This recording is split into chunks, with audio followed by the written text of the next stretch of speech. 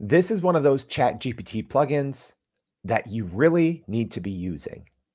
All right, if you're new here, welcome. This is the Everyday AI 12 Days of Plugins. If you're new here, let me tell you what this is and what's going on. So, my name is Jordan Wilson, and I am the host of Everyday AI. So, we're a daily live stream podcast and free daily newsletter helping thousands of everyday people like you learn and leverage generative AI. So we are doing 12 days of our favorite plugins for the holiday season. So if this is helpful, please let me know. Subscribe to this channel and also go to youreverydayai.com and sign up for that free daily newsletter. It's pretty good. I'm biased, but it's better than the rest. All right, so let's take a look at this ChatGPT plugin.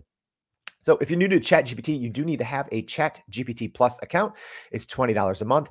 They've currently paused new signups, but I'll let you know as soon as those signups are back. So make sure to subscribe to this channel. So if you do have plugins, it's pretty easy. You're going to make sure to start the new chat in plugins mode.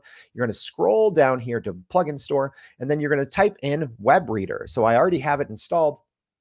But if you don't, you'll just click install right there. And when you launch a new chat, you need to make sure to have it active. I have one other plugin active, which is DocMaker, which I just did a review of.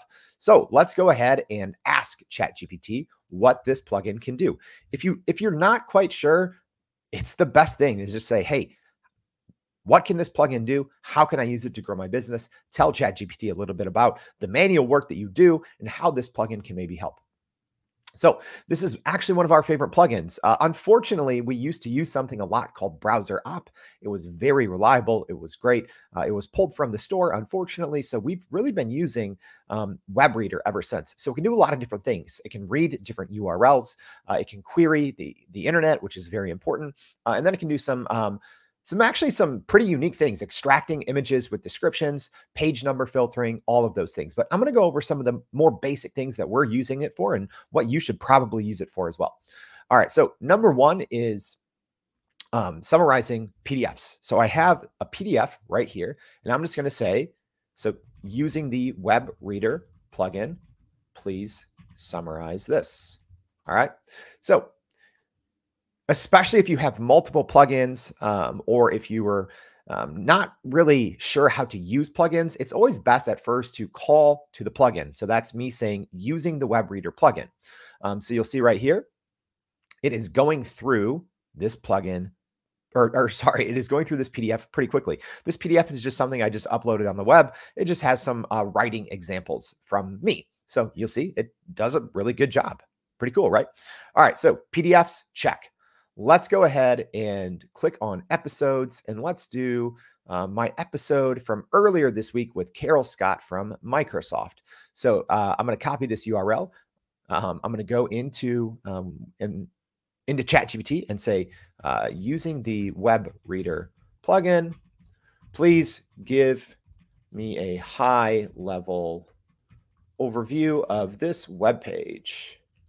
It's actually doing a very good job of this PDF. It's reading the entire thing, which is good. I know that there's 13 examples of the writing in there, and it got through all 13. So now I'm saying, again, using the WebReader plugin, please give me a high-level overview of this web page. And what you should do, especially early on, you always need to test to make sure plugins are picking things up correctly. So you can always click, and you can see exactly how much of the page that this read. And I can see it read, it looks like just about the entire page. This page is really, really long because we also put the transcript of the podcast as well. So you should always test because what I've found is not every single internet connected plugin will go to the very end of the page. Sometimes you can tell them to keep going. Sometimes they won't. So you need to always keep that in mind. So let's see how it did.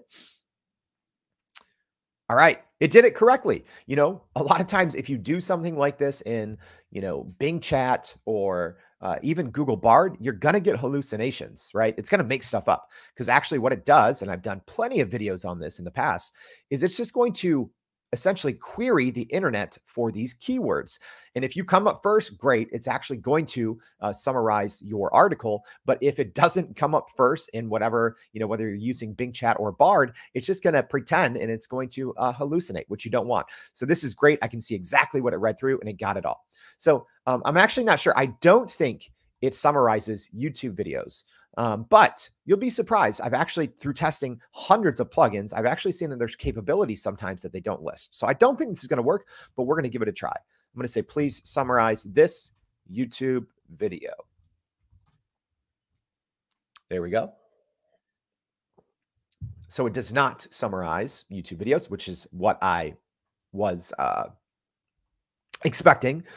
So let's do one more big feature and functionality of this plugin. So I'm going to say using the WebReader plugin, I'm going to say, please find recent articles from December 6, 2023 or later.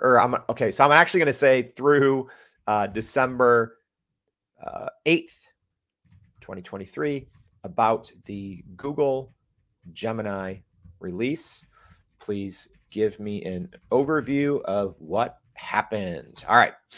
So this is another great thing that you can do with the WebReader plugin is you can query the internet. So this is the equivalent of if you were using Browse with Bing. It does the exact same thing. And you'll see here, it's going through and it's telling me exactly what happened. And I could also ask, for references or sources. I'm going to try to do it right after. I'm going to say, please reference and source each of those bullet points above. I hate typing live. All right. So it's doing a pretty comprehensive job. And you can always go in here and click and you can see exactly how it's working. So it's doing some Google searches with those keywords. You can see all the different pages that it's fetched. You can see what it's reading, etc. So I'm going to say, please reference and source each of the bullet points above. And you'll see now it's giving me the exact article that it got this information from, as well as a link to go read it. So pretty cool. So WebReader is a great plugin. It covers 3 major functionalities, 3 out of 4 that I think is important when you're using an internet connected plugin. So the 3 that it covers very well is it can read a PDF, number 1. Number 2, it can read a specific web page. And number 3, it can query the internet. So even if you just look at a comparison of that versus Browse with Bing, all Browse with Bing can do is query the internet. So if you're using WebReader, you also have the ability to visit a specific web page and to summarize and read a PDF. So great plugin that you can save a lot of time. So no matter what you're doing in your day-to-day, there's a good chance, a really good chance that you're spending a lot of time summarizing articles, reading things on the internet, learning new things. And this is a plugin that can help you not only do that, but to do it better and to do it faster and more efficiently. So I hope this was helpful. If so, please go to youreverydayai.com, sign up for that free daily newsletter, and we'll see you back for more 12 days of plugins.